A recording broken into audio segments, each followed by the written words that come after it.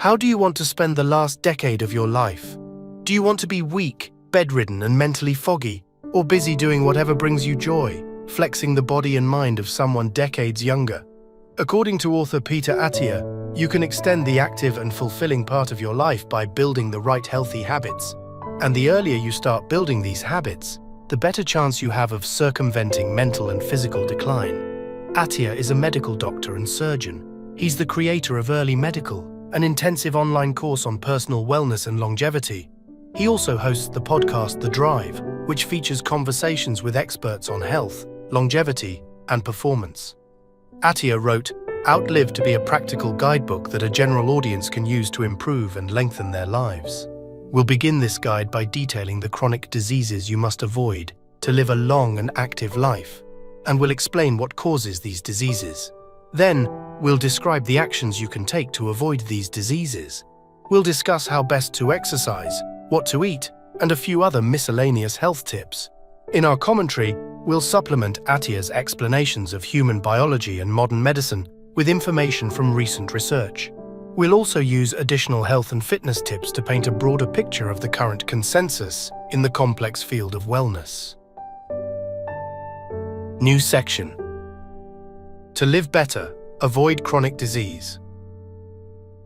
According to Attia, the key to avoiding physical and mental decline in old age is preventing 4 specific chronic diseases: heart disease, cancer, neurodegenerative diseases like Alzheimer's and dementia, and type 2 diabetes. By chronic, we mean that these diseases progress throughout a person's life rather than coming and going quickly, like a cold or flu. As you grow older, your chance of contracting these 4 diseases increases, and they're responsible for the vast majority of deaths in the elderly. Even if these diseases don't kill you, they greatly hinder your physical and mental capabilities, reducing your quality of life. Short-form note: in Lifespan, David Sinclair argues that aging doesn't just make you more likely to suffer from disease, rather it is the disease, and our 4 chronic diseases are all its symptoms. Thus, he asserts that we can uniformly avert them all by reversing the biological markers of aging itself. For instance, as you age, your body accumulates senescent cells, cells that can no longer function nor be recycled, and which damage the surrounding tissue. Theoretically, destroying these senescent cells will slow down the aging process, thereby warding off all chronic diseases caused by old age and increasing your quality of life. To avoid these diseases, take early preventative action. Although they often appear to strike suddenly, they don't present crippling physical and mental symptoms until after they've slowly progressed for decades inside your body. Attia contends that by fighting these diseases decades before they present themselves, you'll often be able to avert them entirely. Unfortunately, in our current medical system, doctors and hospitals often use a fee-for-service model. This means that doctors get paid for administering expensive treatment, not for prescribing low-cost preventative measures. They neglect to diagnose patients with these chronic diseases until severe symptoms manifest, at which point it's much more difficult to stall or reverse their progression. For this reason, you can't just rely on your doctor to keep you healthy.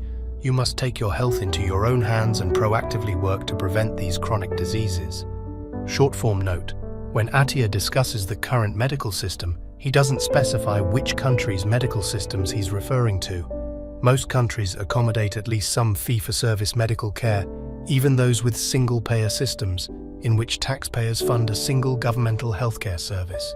However, the extent to which they rely on this payment model varies widely. For instance, the United States private system heavily relies on the fee-for-service model, while the United Kingdom's single-payer system only uses fee-for-service for a few treatments, for instance, dental care. Why health insurers neglect cheap preventative measures? Why don't the entities paying doctors and hospitals push for preventative strategies to avoid disease?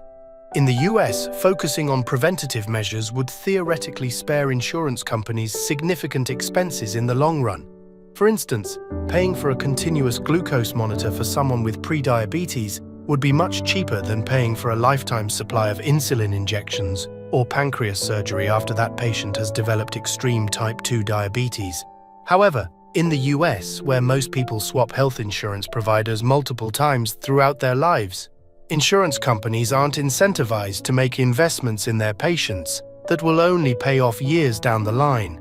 It's likely that their competitors would profit from such a move. Because of this, the healthcare industry in the US is often more focused on the short-term profits of treatment rather than the long-term savings of preventative care. That said, single-payer healthcare systems also struggle with successfully implementing preventative strategies. Getting patients to make life-saving behavioral changes years or decades before their chronic diseases start presenting major symptoms can be challenging. What causes chronic disease? How, specifically, can you avoid these 4 chronic diseases? Attia notes that although these diseases cause your body to break down in totally different ways, there's an incredibly common yet preventable health condition that directly causes all 4: metabolic dysfunction. By keeping your metabolism healthy, you can greatly reduce your risk of contracting all 4 chronic diseases. Short-form note: metabolic dysfunction isn't the only cause of chronic disease, but it's the main cause Attia emphasizes throughout the book. He likely focuses on this condition because it's one you have a great deal of control over relative to unavoidable risk factors like your genetics. Next, we'll explain what metabolic dysfunction is and what causes it. Then, we'll detail how metabolic dysfunction leads to all 4 chronic diseases. Defining metabolic dysfunction. Attia explains that metabolism is the process by which your body converts the food and other nutrients you consume into energy and materials used to build, repair, and maintain your body. However, if you regularly ingest more nutrients than you need, in other words, if you consume too many calories, your body will start storing them in increasingly unhealthy ways. Your body converts much of the food you eat into glucose, also known as blood sugar, a form of energy that's easily stored, transported, and utilized. If your body doesn't need to immediately burn that glucose as energy, it can store it in healthy ways, in your muscles and liver as a compound called glycogen, or as subcutaneous fat, the healthy layer of fat found under your skin all over your body. However, Attia warns that once this storage is full, your body begins storing this energy in places where it doesn't belong. For instance, unhealthy visceral fat. This is abdominal fat that surrounds important internal organs and causes dangerous inflammation, an immune response that can cause pain, swelling, and other symptoms. Eventually, after you've consumed too many nutrients over an extended time, tiny bits of fat squeeze their way inside muscle cells. Attia explains that this fat weakens your cell's ability to absorb glucose from the bloodstream and use it as energy. Your pancreas tries to compensate for this damage by increasing production of insulin, the hormone that helps push blood glucose into cells that need it. Unfortunately, if your cells are overloaded with elevated insulin for too long, they become less responsive to insulin and absorb even less glucose, a condition called insulin resistance. Insulin resistance directly causes all 4 of the chronic diseases we mentioned before. The term metabolic dysfunction refers to this condition as a whole. Insulin resistance is one main component of metabolic dysfunction. Short-form note: this kind of metabolic dysfunction, a precursor to type 2 diabetes as we'll see, shares many symptoms with type 1 diabetes, for instance fatigue and persistent hunger. Type 1 diabetes occurs when the pancreas fails to produce sufficient amounts of insulin due to a faulty autoimmune reaction. Insulin resistance is rarer in type 1 diabetics because it's not a prerequisite like it is for type 2. However, they can still contract insulin resistance in the same way, by overeating until their body forms intracellular fat inside muscle that blocks insulin signals. The only difference is that they form resistance to insulin injections rather than their body's own insulin. The problem with counting calories. Attia asserts that you begin the process leading to metabolic dysfunction when you consume more calories than your body needs to function. By this logic, the simplest way to improve your metabolism might seem to be counting and reducing how many calories you eat. However, this may not be effective. Calories are a measurement of how much energy a food contains. However, because your digestive system metabolizes different foods in different ways, 2 foods that contain the same number of calories can cause your body to absorb vastly different amounts of energy. Consequently, they can cause you to produce different amounts of fat. For example, A slice of birthday cake contains about the same number of calories and carbohydrates as a cup of quinoa. But since the cake has been processed and refined, making it easier to digest, your body spends far less energy metabolizing the cake than it does the quinoa. In other words, it doesn't need to use up glucose and glycogen to digest the cake, so those energy stores remain full. This forces your body to turn more of that excess energy into subcutaneous and visceral fat. The subcutaneous fat is fine, but the visceral fat is dangerous. Additionally, quinoa contains many more healthy nutrients than a slice of cake, such as fiber, protein, and iron. Calories can be a helpful tool when tracking them helps you eat less, but they don't give a very good estimate of how much energy you're actually retaining in the form of glucose and fat. How metabolic dysfunction causes chronic disease. How could metabolic dysfunction and insulin resistance cause 4 wildly different chronic diseases? Let's examine all 4. First, extreme metabolic dysfunction is type 2 diabetes. Attia explains that you qualify for a diagnosis of type 2 diabetes when you reach a certain level of chronically elevated blood sugar and insulin resistance. Short form note: type 1 diabetes presents in the same way as type 2, elevated blood sugar and insulin resistance. The most reliable way to distinguish type 1 diabetes from type 2 is to test your blood for autoantibodies. Autoantibodies show that your immune system is damaging your pancreas, indicating type 1 diabetes. Second, metabolic dysfunction directly increases your risk of cardiovascular disease, Attia states. When your metabolism is dysfunctional, your blood pressure increases, damaging the walls of your blood vessels. This damage increases your risk of harmful cardiovascular incidents by causing plaque to build up along your vessel walls. This may eventually clog your blood vessels or force a clot into the bloodstream, causing a heart attack or stroke. Short form note: why does metabolic dysfunction raise your blood pressure? The answer isn't totally clear to researchers yet. That said, one potential reason may be that higher levels of insulin in the bloodstream cause the kidneys to absorb more sodium, rather than allowing your body to excrete it through urine. When your blood retains sodium, it also retains more fluid to keep the ratio balanced, raising your blood pressure, consequently damaging your blood vessel walls and increasing plaque buildup. This is also why people at risk of a heart attack or stroke should consume less dietary sodium. Third, metabolic dysfunction provides the perfect environment for cancer cells to grow. Attia explains that cancer cells consume more glucose than healthy cells do, and they use insulin to absorb these vast amounts of glucose. The more insulin is in your bloodstream, the more fuel is available for cancer cells to grow. Short form note: common cancer treatments including chemotherapy and steroid medications have the side effect of increasing blood sugar and insulin resistance, providing cancer cells with more fuel while killing them. This is part of the reason that treating cancer is so difficult. This reaction to cancer treatment also often exacerbates existing symptoms of metabolic dysfunction, such as high blood pressure. Finally, Attia asserts that metabolic dysfunction causes neurodegeneration, chronic damage to your brain. To function properly, the brain needs a lot of energy, typically in the form of glucose, and it depends in part on insulin to get the glucose it needs. In particular, the parts of the brain responsible for memory appear to be more dependent on insulin than other parts. If you trigger insulin resistance in the brain, the memory systems can't get the energy they need, and neurodegeneration sets in. Short form note: neurodegeneration and metabolic dysfunction are so closely linked that many researchers refer to Alzheimer's disease as type 3 diabetes. However, this classification isn't officially recognized, and other experts argue that this label overstates the connection between the two conditions. Some research suggests that treating neurodegeneration purely as an insulin problem is ineffective. Alzheimer's patients treated with insulin for a year suffered just as much cognitive impairment as a control group treated with placebos. Now that we've explored the chronic diseases you need to prevent if you want to age healthily, let's discuss Attia's tips on how to prevent them. We'll begin with his tips on exercising. New section: how should I exercise? Attia contends that consistent exercise is the #1 habit you can practice to improve your health.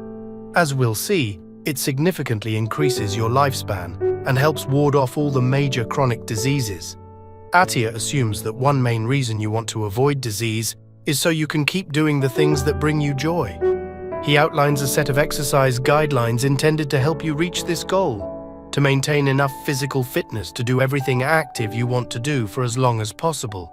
If you want to continue playing basketball with your friends through your twilight years, or if you just want to be able to walk your dog and tend your garden, Attia recommends regularly practicing 3 types of exercise: Zone 2 endurance training, VO2 max sprint training, and muscle-centered strength training.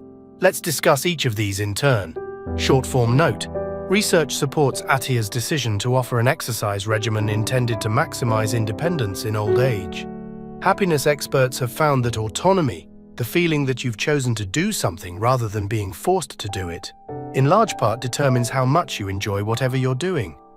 Elderly people who feel like their weak bodies are forcing them into a sedentary life may find themselves unhappy due to lack of autonomy, even if their lives as retirees are full of pleasant activities. Build endurance through Zone 2 training. First, Attia recommends regular Zone 2 aerobic exercise. Exercise experts describe the intensity of a given exercise using one of 5 zones. Zone 2 is light to moderate exercise, pushing yourself just hard enough that it's slightly uncomfortable to speak. Short-form note: you may encounter a personal trainer or piece of gym equipment that describes exercise intensity in terms of metabolic equivalents or METs rather than zones. This refers to the amount of energy you exert during a given activity in proportion to the energy you spend at rest. The light to moderate exercise Attia prescribes here would have a MET value of 6 or 7, meaning you expend 6 or 7 times more energy than you would lying down. Zone 2 exercise is beneficial because it causes your cells to produce more high-quality mitochondria, organelles in your cells that metabolize glucose and fatty acids into energy. The more mitochondria you have and the stronger they are, the more fat and glucose they can burn. This frees up storage space for calories you eat that would otherwise cause metabolic dysfunction. Short-form note: the idea that Zone 2 endurance exercise is the best way to produce high-quality mitochondria is debated among experts. One study in which the same subjects trained each of their legs differently, one with continuous endurance exercise and the other with shorter repeated bursts of more intense exercise, found that intense intervals yielded a greater number of mitochondria, as well as stronger, more efficient mitochondria. However, another study found a contradictory result, concluding that continuous endurance exercise can increase your mitochondria count when intervals can't. If you want to avoid metabolic dysfunction, regularly practicing both types of exercise may be your best bet. Attia recommends that the average person engage in Zone 2 exercise for at least 3 hours a week. That said, if you're recovering from a sedentary lifestyle, Attia notes that 2 30-minute sessions per week are enough to drastically reform your health. Short-form note: Attia's recommendation of 3 hours a week is slightly higher than the 150 minutes, 2.5 hours, recommended by the US Department of Health and Human Services. This may be because Zone 2 exercise is slightly less intense than what most experts prescribe.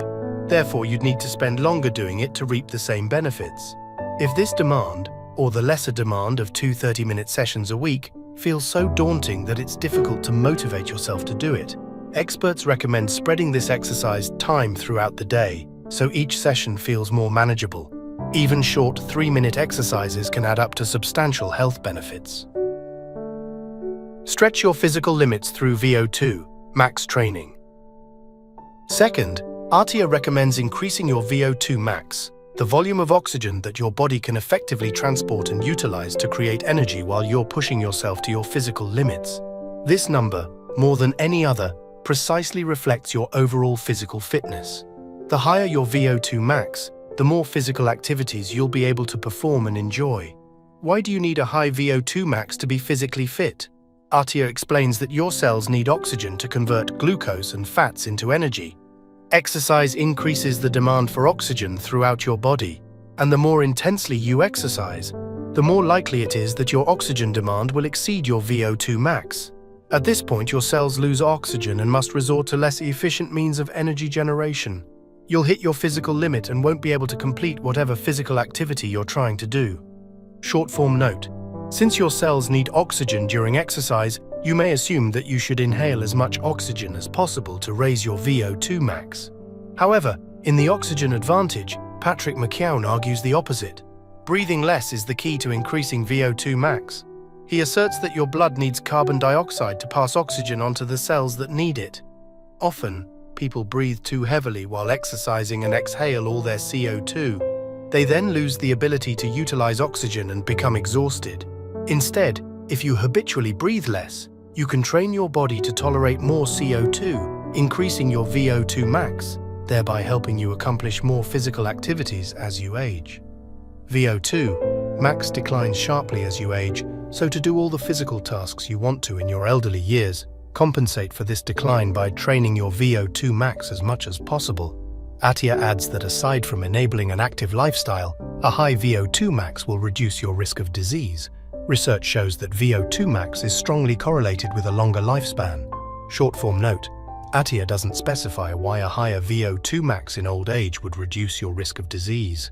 One simple possibility is that more oxygen to your organs results in better overall health.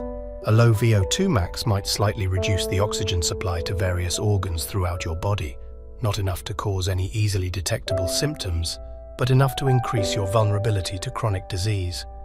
To improve your VO2 max, Attia recommends a high-intensity interval exercise rhythm. Warm up, then perform 4-minute spurts of aerobic exercise at the fastest pace you can steadily maintain for those 4 minutes. Take 4 minutes of recovery by exercising at a slow, easy pace. Repeat this sprint-rest cycle 4 to 6 times, then cool down. Doing this once a week is enough to gradually raise your VO2 max. Short-form note: the rhythm Attia describes here is a form of fartlek. Fartlek is Swedish for speed play, and it refers to any exercise in which you alternate between timed periods of strenuous activity and slower recovery. Fartlek is different from typical interval exercises, which require you to cover a certain distance with every rep. For instance, running 12 200-meter sprints with recovery in between. If you're struggling with Attia's rhythm, you can work your way up to it with a fartlek that includes more recovery time, 2-minute spurts of intense activity, followed by 4 minutes of recovery. As long as you're pushing yourself to your physical limit, you're raising your VO2 max.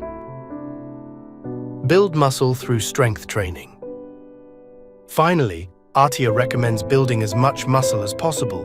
Research shows that the bigger and stronger your muscles are, the longer you'll live and the healthier you'll be. One reason for this is that the more muscle mass you have, the easier it is to be metabolically healthy. Attia states that muscle tissue is better at metabolizing glucose than other parts of your body. So the more muscle you have, the easier it is to keep your blood sugar low and stable. Additionally, building muscle increases your capacity to store glucose as glycogen for short-term energy consumption, rather than storing it as potentially harmful fat. Short-form note: because your muscle mass significantly determines how efficiently you can metabolize and store glucose. Gaining muscle can result in major metabolic improvements, even if you're still carrying an unhealthy amount of fat. One study of overweight and obese adults found that the third of participants with the most muscle boasted 45% greater insulin sensitivity than the third of participants with the least muscle. This meant that the cells of more muscular participants could more effectively absorb glucose from their blood, warding off chronic disease. Unfortunately, around the time someone turns 65, they begin losing muscle at an alarming rate. Unless you build up above-average muscle mass before this time, your muscle mass will drop low enough during your elderly years to leave you significantly more vulnerable to chronic disease and injury. Attia recommends regular strength training, specifically weightlifting, to prevent this as much as possible. Short-form note: although extreme muscle degeneration typically doesn't happen until you're 65, experts note that without conscious intervention, you'll start losing significant muscle by age 30, 3 to 5% of your muscle mass every decade. Thus, starting your strength training early can yield significant benefits long before old age. However, Attia emphasizes that if you perform intense strength training exercises poorly, they can do more harm than good, specifically if they cause you to badly injure yourself. Train yourself to use the proper form when practicing strength exercises, and use lighter weights until you've built up the bodily awareness you need to avoid injury when lifting heavier weights.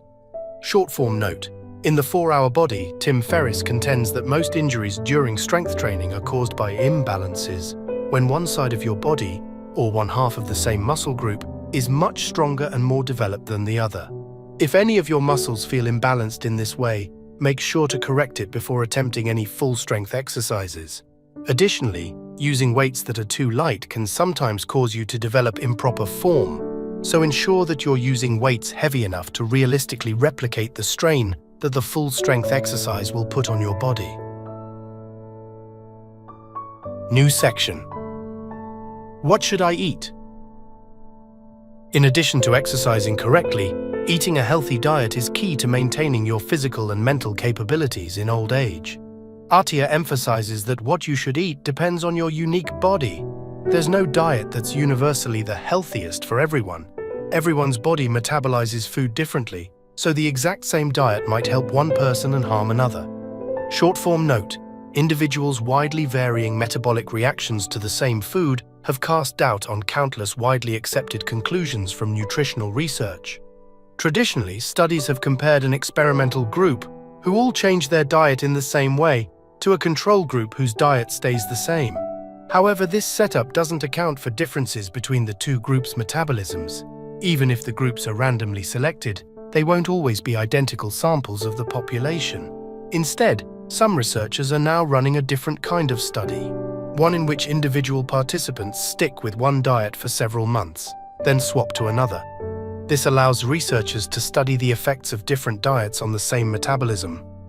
Although there's no universally optimal diet, Attia offers broad dietary advice that would improve the health of most people. In modern times, many follow what's called the standard American diet, which is heavy in processed sugary foods.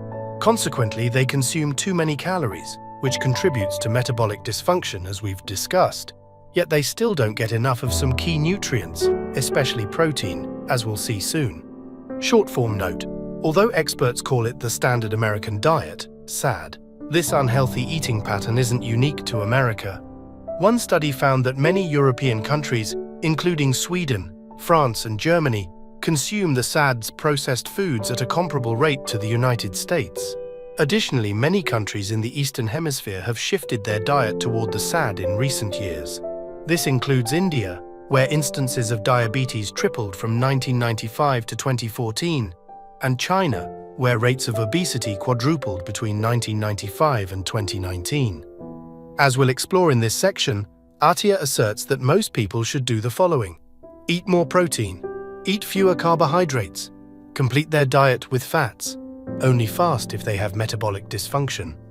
Finally, as a side note, Attia states that as long as your metabolism is relatively healthy, practicing the ideal exercise routine is more important than consuming the ideal diet.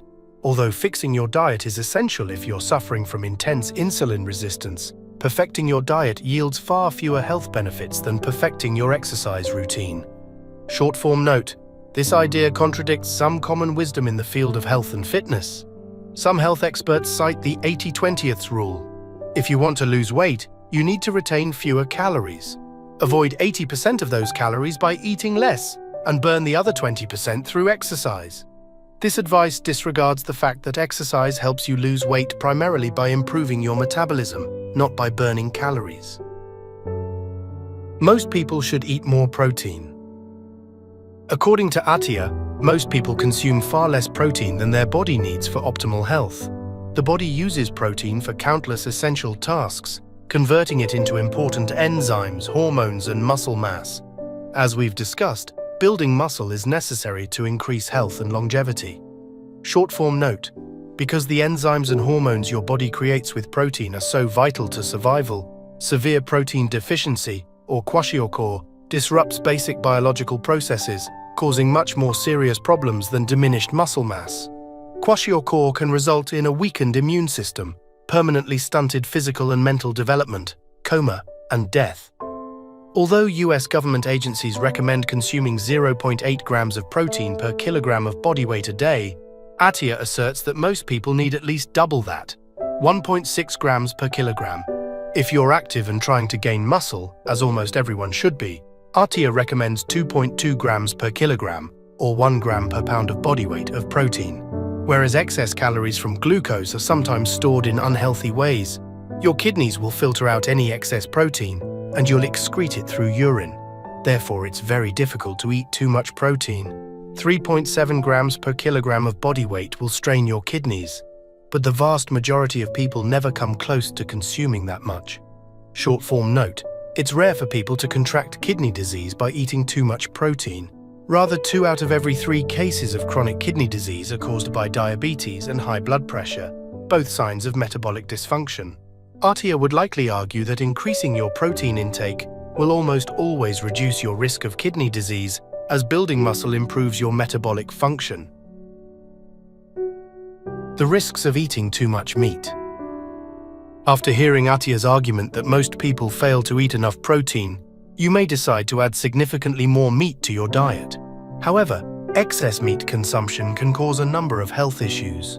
Both red and white meat are high in saturated fats, which, as we'll discuss in more detail later, increases some individuals' risk of heart disease. Additionally, processed meats such as ham, bacon, and sausage are particularly high in sodium, which research indicates may increase your risk of high blood pressure, bowel cancer, and stomach cancer. This means that getting the amount of protein you need solely from meat may trigger adverse health effects. For example, if you weigh 170 pounds and want to gain muscle, Attia recommends consuming 170 grams of protein per day. To reach this target by eating nothing but ground beef with taco seasoning for one day, you'd consume over 1.5 pounds of beef containing an unhealthy 41 grams of saturated fat, 209% of the FDA recommendation, and 5,800 milligrams of sodium, 256% of the FDA recommendation. Instead of increasing your protein intake solely through meat, it would likely be healthier to balance your diet with other protein-rich foods like nuts, beans, and quinoa. Most people should eat fewer carbs. Most people consume too many carbohydrates, asserts Attia. Although the body uses carbohydrates as its main source of energy, when you consume too many, they raise blood glucose and trigger the overproduction of insulin. This is because your body converts carbohydrates into glucose more readily than any other food group. That said, Attia notes that carbohydrates in moderation are healthy, and they're healthier for some people more than others. For instance, although it would be atypical, you may find that cutting carbohydrates out of your diet doesn't help you burn fat or reduce your blood sugar. Short form note: carbohydrates are particularly healthy for endurance athletes who need a high-carb diet to maintain their physical performance. Unlike most people, endurance athletes nearly deplete the glycogen stores in their liver and muscles, the human body's primary source of short-term energy, on a regular basis. To them, carbohydrates are valuable for the same reason they're unhealthy for others. The body converts them directly into vast amounts of glucose, which can replenish these glycogen stores. Experts assert that most athletes don't eat enough carbohydrates. A 175-pound endurance athlete needs upwards of 3,800 calories every day just from carbs to replenish their glycogen. The only way to know for sure how your unique metabolism processes carbohydrates is to experiment with your diet until you've found one that helps you reach your health goals. To help you do this, Attia recommends using a continuous glucose monitor, CGM, an implantable device that allows you to stay aware of your blood sugar levels at all times. Spikes in blood glucose after you've eaten something high in carbohydrates indicate times when your body will produce extra insulin in response. By observing what quantities of specific foods cause your glucose and insulin to spike, you can learn to avoid or reduce your intake of those foods in the future. Over time, this helps you keep your blood glucose low and avoid insulin resistance. Short form note: CGMs are generally slightly less accurate than traditional blood glucose meters, which read blood drawn from your finger. This is because they don't directly measure blood sugar. Rather, they measure the amount of glucose in your body's interstitial fluid, the plasma-like liquid that fills your body outside of your blood vessels, and use that to estimate blood glucose. This inaccuracy makes CGMs more suitable for getting a vague sense of what foods are good for your metabolism, rather than determining your exact glucose levels for medical purposes, like helping your doctor know how much supplemental insulin to prescribe. Complete your diet with fats. When you reduce your consumption of carbohydrates and eat the necessary amount of protein, the rest of your diet will primarily be made of fats. This is perfectly healthy according to Attia. Generally speaking, foods high in monounsaturated fats, like olive oil, are healthier than foods high in polyunsaturated fats, like nuts and fish, or foods high in saturated fats, like beef and butter. Attia estimates, based on anecdotal evidence, that 1/3 to 1/2 of people react badly to a diet heavy in saturated fats. It causes them to produce significantly more LDLs and other unhealthy forms of cholesterol, increasing their likelihood of heart disease. That said, for those whose bodies can process it well, saturated fat is perfectly healthy to eat. Short-form note: according to Michael Pollan in Defense of Food, the main reason people believe that dietary fat is so unhealthy is that lobbyists pressured government agencies into popularizing this idea. In 1977, a US Senate committee reported that eating too much red meat and dairy caused heart disease. However, pushback from the meat and dairy industries caused them to retract their findings and instead blame the saturated fats and cholesterol contained in those foods. This allowed corporations to market healthier, low-fat processed foods like margarine, which ended up also causing heart disease. The drawbacks of healthy fats and the benefits of unhealthy fats. Because saturated fats are the only fats with a chance of increasing your risk of heart disease, you may assume that a diet of low saturated fats and high poly and monounsaturated fats would be ideal for anyone. One such diet would be the Mediterranean diet, heavy in fish and fatty oils and light on red meat and dairy products like butter.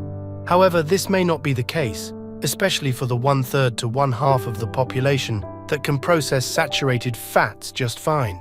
Monounsaturated and polyunsaturated fats have some potential drawbacks. Olive oil, a great source of monounsaturated fat, is surprisingly calorically dense. Just 1 tablespoon of olive oil contains 120 calories. Similarly, nuts like pine nuts and walnuts, which contain polyunsaturated fats, are lightweight but dense with calories. If you're not careful, the caloric density of these foods may sneak up on you, causing you to gain weight. Furthermore, increasing your intake of certain types of saturated fat may yield unexpected health benefits. For instance, the saturated fats caproic, caprylic, and capric acid, known collectively as medium-chain triglycerides or MCTs, have been shown to help your body burn calories, decrease insulin resistance, and prevent seizures. These benefits are potent enough that these saturated fats are sold as dietary supplements. Fasting is sometimes good for you, but usually bad. Attia notes that in recent years, fasting, restricting your calorie intake for fixed periods of time, has become an incredibly popular health trend. But is it good or bad for you? Fasting is exactly what some people need. If you find fasting easier than trying to follow strict dietary rules, it can help you reduce your calorie intake to a healthy level. Additionally, within 3 days of fasting, you'll trigger starvation ketosis. Your body burns fat stores to keep you from feeling hungry, and your cells recycle stray waste materials into functional parts in a process called autophagy. However, Attia argues that in many cases, fasting can be detrimental to your health. It's nearly impossible to eat enough protein to support your body during a fast, so you're likely to lose muscle, which is very unhealthy, as we've discussed. For most people, this is too great of a sacrifice to make. Only fast if you have metabolic dysfunction and desperately need to burn fat to avoid chronic disease. Counter-argument: fasting is healthy for everyone. In the Obesity Code, Jason Fung takes a much stronger pro-fasting stance than Attia, arguing that fasting is essential to reverse insulin resistance. Fung asserts that if you're metabolically unhealthy, your body believes it needs more food than is healthy, sending signals that make it incredibly difficult to stick to a healthy diet. Your metabolism slows, burning less energy and storing more glucose as fat. You produce less leptin, the hormone that makes you feel full and satisfied after eating. You produce more ghrelin, a hormone that makes you feel hungrier. This creates a vicious cycle in which you crave and eat more food, raising your insulin and further disrupting your hormones. According to Fung, fasting is the key to escaping this cycle, as triggering ketosis significantly lowers your insulin levels. This is arguably the reason some people find fasting much easier than sticking to a strict diet, which may explain why fasting is popular. It's not just that its rules are easier to follow, as Attia claims, it also resets your hunger hormones to reduce feelings of craving. Fung recommends regularly fasting for 24 to 36 hours at a time, and he notes that your insulin levels will fall after just 24 hours.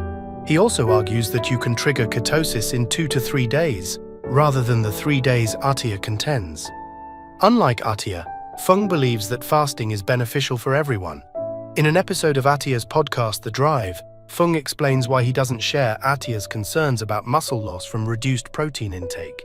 He contends that when fasting, the body gets much of the protein it needs through autophagy, recycling excess proteins such as loose skin, rather than breaking down muscle. New section.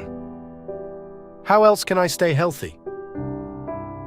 Alongside exercising and amending your diet, Attia also highlights a couple of other habits that are important to staying healthy: getting enough sleep and taking care of your emotional health. Get plenty of high-quality sleep. To improve your health and longevity, get more sleep. Attia notes that sufficient sleep gives your brain time to organize its memories, while insufficient sleep results in short-term damage to memory and mental acuity. Short-form note: you can claim these short-term neurological benefits of sleep with a midday nap. Naps that last 30 minutes or more trigger the process of memory consolidation Attia mentions. Further, studies have found that napping can increase your alertness and cognitive performance for up to 3 hours after waking. Additionally, during sleep, your brain cleans away harmful proteins that accumulate between your neurons during the day. If you don't give your brain time to do this, these proteins will accumulate and cause long-term damage, including neurodegenerative diseases like Alzheimer's. Short-form note: a 2019 study sheds more light into what's happening inside your brain during this protein cleaning process that wards off neurodegeneration. The slow electric brain waves that occur during deep sleep reduce blood flow to the brain. This blood movement draws more cerebrospinal fluid up into the skull, where it can wash away harmful proteins. Because this interaction is controlled by brain waves, the cerebrospinal fluid can wash proteins out of the brain repeatedly in a wave-like cycle. Furthermore, multiple studies suggest that poor sleep disrupts your metabolism, making metabolic dysfunction and chronic disease much more likely. Although researchers aren't totally sure why this is, Attia theorizes that it's because insufficient sleep puts your body into perpetual fight-or-flight stress. The stress hormone cortisol raises blood pressure and triggers the liver to release glucose into the blood. This can lead to insulin resistance and an increased risk of chronic disease. Short-form note: it's likely that the stress response is only part of the reason why insufficient sleep causes metabolic dysfunction.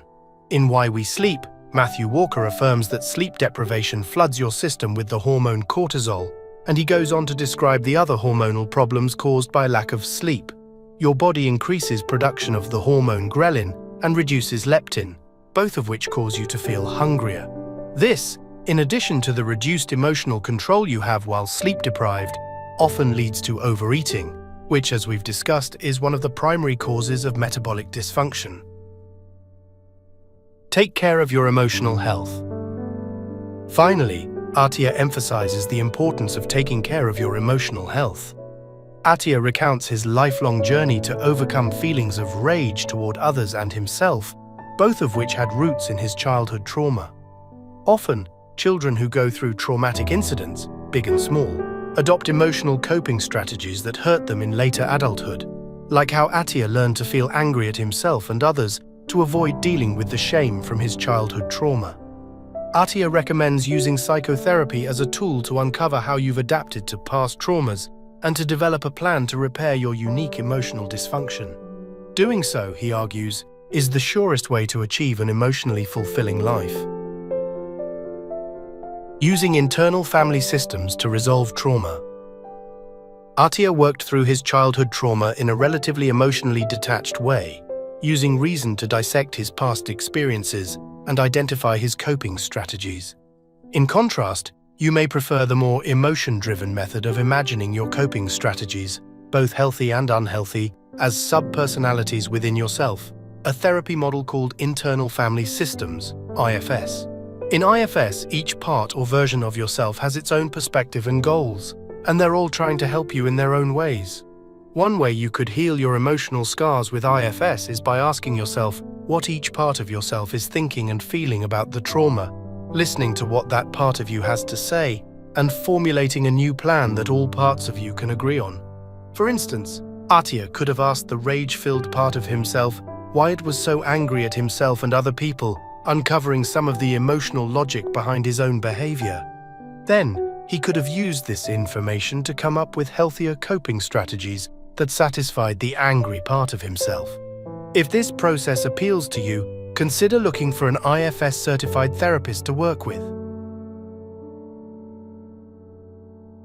Exercise. Assess your exercise and diet. Healthy exercise and nutritional habits are two foundational components of a healthy, longevity-focused lifestyle. Assess your current fitness routine and diet and brainstorm how you could improve them. Question 1. Describe your current exercise routine. As an estimate, how many hours a week do you exercise? How much of that time do you spend training Zone 2 endurance, VO2 max, and muscle strength? For example, you may play ultimate frisbee for 90 minutes once a week, Zone 2 some VO2 max, and lift weights at the gym for 45 minutes twice a week, muscle strength.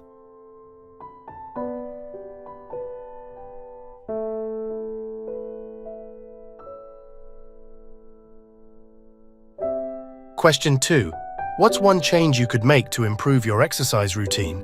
Recall that Attia recommends 3 hours a week of endurance training, 1 session of VO2 max training a week, around 45 minutes, and enough strength training to consistently gain and maintain muscle. For example, you could supplement your ultimate frisbee with 30-minute jogs 3 days a week and intentionally run sprints while playing ultimate frisbee. Question 3. Describe your current diet. What meals do you eat on a typical day? Estimating roughly, would you say you eat too many or too few carbohydrates, proteins, and fats? For example, you may typically eat a bowl of cereal in the morning, a sub sandwich for lunch, and a cream-based pasta for dinner. If so, you could presume that you eat too many carbohydrates, not enough protein, and a healthy amount of fats.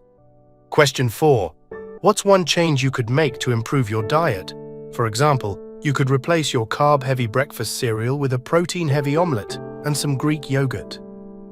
This concludes the short-form guide to Outlive by Attia.